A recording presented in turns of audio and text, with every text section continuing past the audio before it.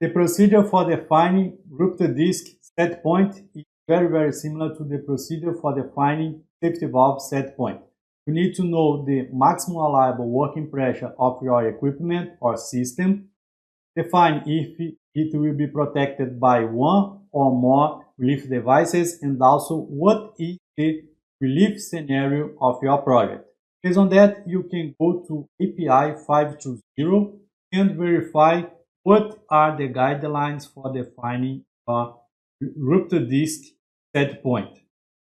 Once you have the maximum allowable working pressure or the design pressure of your system, you will set the set point of your rupture disk at 100% of the maximum allowable working pressure if you are considering just one single rupture disk for protecting the system.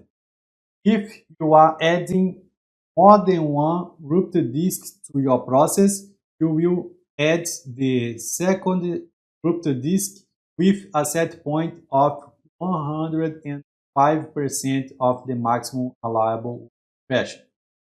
What it means, if my equipment has a maximum allowable working pressure of 100 bar G, my first rupture disk will be set as 100 bar G, and my second rupture disk will be set as 105 bar G.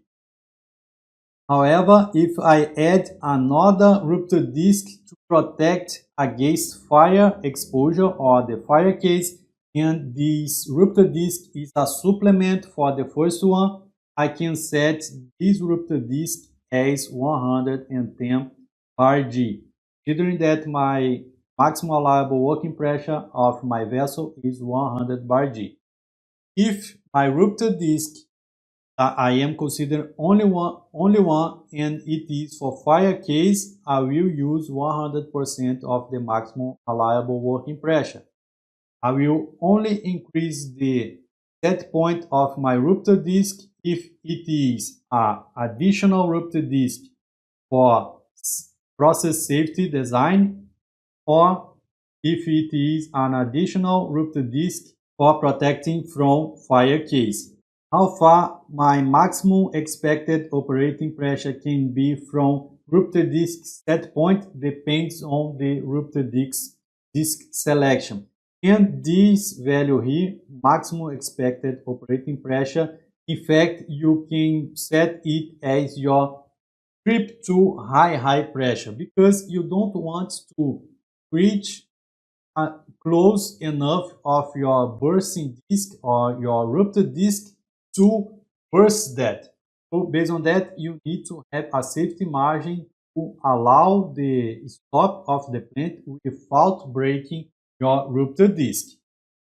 Let's take a look on this example. I have a vessel, a separator vessel with a maximum allowable working pressure of 100 bar G, and based on the hazard analysis of my process, I defined that I need to protect the system from a abnormality of my process and also based on the fire case condition.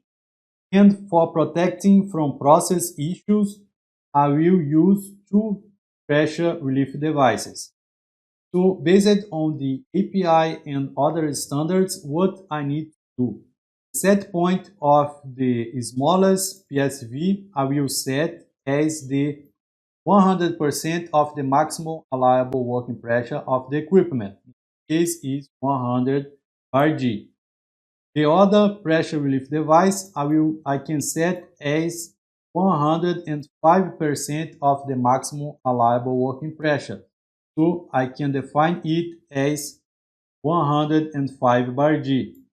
And my rupture disk protects from the fire case, and as it is not the only one relief device available here, I can set as 100% of the maximum allowable working pressure of my vessel. So in this way, my rupture disk here can have the set point of 100 bar G. If I am supposed to have a rupture disk upstream of my PSV 210, for instance, The set point of my PSV must keep the 100% maximum allowable working pressure of my vessel.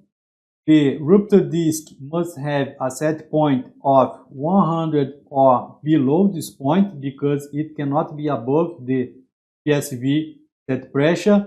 And I need to have a way to verify if there is a leak between the rupture disc and the inlet of the PSV. The arrangement or the distance between the pressure, the rupture disc and the PSV depends on the standard that you are following.